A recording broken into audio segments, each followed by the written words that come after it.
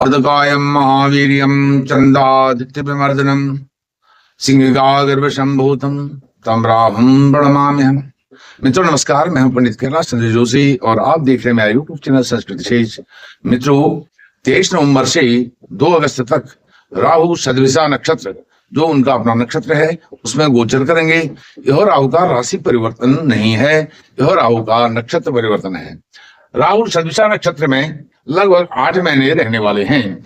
ऐसी स्थिति में जो वृषभ राशि के जातक हैं, वृषभ राशि के जातकों के लिए राहु क्या है, राहु कारक है या अकारक है, यह समझना चाहिए। हाँ ना में अभी कारक के विस्तार में, अकारक के विस्तार में जाने की आवश्यकता नहीं है। राहु आपके लिए कारक हैं, कारक ग्रह हैं। हालांकि यह छाया ग्रह हैं, लेकिन वृषभ राशि के जातकों के लिए यह कारक हैं और यह वृषभ राशि के 10वें भाव में गोचर कर रहे हैं। 10वें भाव में पहले भी गोचर कर रहे थे, लेकिन अब ऐसी स्थिति आई है राहु अपने ही नक्षत्र में रह करके अपने नक्षत्र में जा रहे हैं और 10वें भाव में रह करके अपने नक्षत्र में जा रहे हैं वृषभ राशि के जातकों के लिए। तो राहु कारक हैं, तो 10वें भाव क्या है, आपके कार्य प्रणाली का, कार्य क्षेत्र का, आपकी जॉब का, करियर का, अपॉर्चुनिटी का, कर्म का।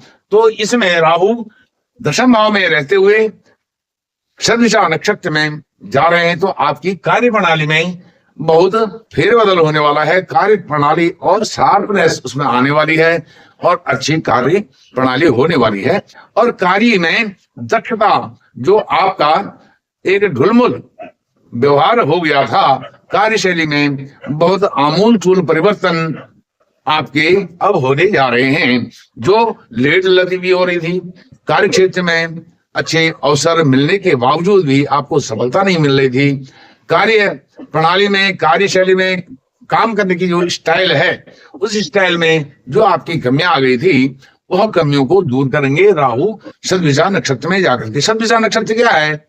100 डॉक्टर, 100 प्रोटेक्टर, 100 नाविक, ऐसे नाविक जो आपको पार लगाने वाले हैं, यह स्थिति है। अब राहु यहाँ पर जैसे मैंने बताया आपके कार्य क्षेत्र का, कर्म का, जॉब का, करियर का भाव है। तो राहु यहाँ से पंचम दृष्टि रखेंगे आपके धन भाव पर।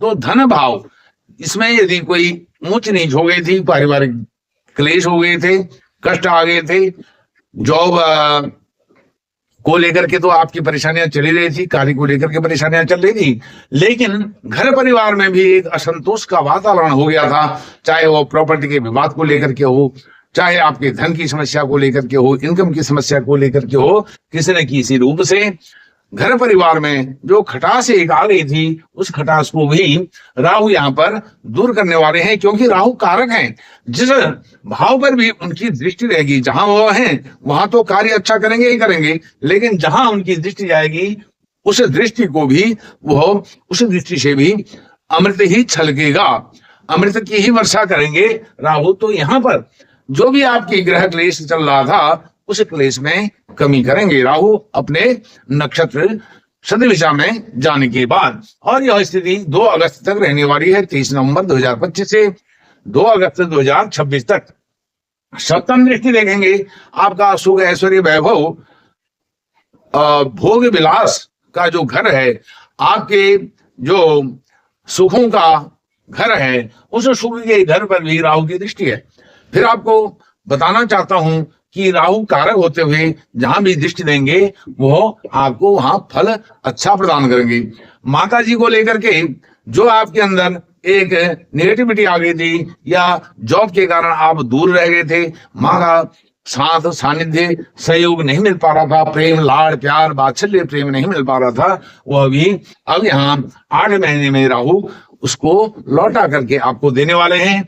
नवम दृष्टि राहु की पड़ेगी आपके 6ठे भाव पर। 6ठा भाव आपके कॉम्पिटिटिव एग्जाम का है और आपके रोजगार का है। तो यह भी एक रोजगार का आपका भाव बनता है। यह शत्रु, ऋण, रोग का भी घर है। आप ऋण नहीं चुका पा रहे थे, समाज में आपने जो ऋण लिया था उसके कारण आपकी जो इज्जत है उस पर बट्टा लग रहा था, आप बेइज्जत हो रही थे और उसके कारण आपका समाज में मुख दिखाना, चेहरा दिखाना भी मुश्किल हो रहा था। उसको भी आप, उससे आपको निजात मिलेगी और साथ में जो रोग है वह भी आपका कंट्रोल में होगा। देखिए रोग कैसे कंट्रोल में होगा, आप रोगी हैं, वो बीमारी डायग्नोस नहीं हुई आज तक, अब आपको ऐसा रास्ता दिखाएंगे राहु, ऐसे जगह ले जाएंगे, ऐसे डॉक्टर, ऐसे वैद्य के पास ले जाएंगे ताकि आपका उपचार उस डॉक्टर के पास होगा, वह आपको स्वस्थ करने का प्रयास करेगा। आज तक आप क्या कह रहे थे, आज डॉक्टर के पास जाएंगे, कल जाएंगे, परसों जाएंगे, लेट लतीफी हो रही थी, लेकिन अब राहु की दृष्टि के कारण अब आपके अंदर अपने स्वास्थ्य को लेकर के एक पॉजिटिविटी आने वाली है, सकारात्मक सोच आपकी विकसित होने वाली है। अब साथ में यह शत्रु का भी घर है। अब आपने जहां से लोन लिया था, ऋण लिया था, वहां नहीं चुका पाए थे तो वह भी आपके शत्रु हो गए थे। अब जब ऋण चुकाने के अवसर आ रहे हैं, आपकी कार्य अच्छे हो रहे हैं, कर्म अच्छे हो रहे हैं, जॉब अच्छी हो रही है और नौकरी अच्छी हो रही है, जो भी आप कार्य करते हैं वह अच्छी हो रही है, तो वहां से आपका आउटपुट अच्छा निकल के आ रहा है, धन आ रहा है, पैसा आ रहा है और सुख ऐश्वर्य वैभव भी आप भोग पा रहे हैं। या जमीन जायदाद आप बेचने की सोच रहे थे, बिक नहीं रही थी, अच्छे दाम नहीं मिल रहे थे, अच्छी कीमत नहीं मिल रही थी, वो कीमत यहाँ पर आपको मिल रही है। और यदि आप घोड़ा गाड़ी भूमि भवन मकान खरीदना चाह रहे थे, वो नहीं खरीद पा रहे थे, वो खरीद पाएंगे और उसी के बल पर जो आपने ऋण लिया है, लोन लिया है, जो उधारी आपके ऊपर है, उसको भी आप चुका पाते हैं। तो ऐसे ही अवसरों की भरमार आपके पास आने वाली है। जॉब आप स्विच कर सकते हैं, जॉब के बारे में यदि आपने चेंज करने का, स्विच करने का सोचा है, स्विच भी कर सकते हैं और मन माफिक जॉब आपको मिलने वाली है। जो आपकी इच्छा है कि मैं इस जॉब के लिए अप्लाई करूं, अप्लाई कर रहे थे, रिजल्ट नहीं आ रहे थे, सदविशा नक्षत्र में राहु के जाने से अब आप 4 जगह अप्लाई करेंगे तो 3 जगह से आपके अच्छे रिजल्ट आएंगे, 3 जगह से अच्छे परिणाम आएंगे। यह नहीं कि राहु आपको रातों रात करोड़पति अरबपति बना दे, ऐसा नहीं है, लेकिन अवसर आपको पर्याप्त मिलने वाले हैं। अब उन अवसरों को आपने किस प्रकार से इंप्लीमेंट करना है, किस प्रकार से उन अवसरों को हाथ से नहीं जाने देना है, वह आपने इसमें देखना है और यह अवेयरनेस राहु आपको देने जा रहे हैं।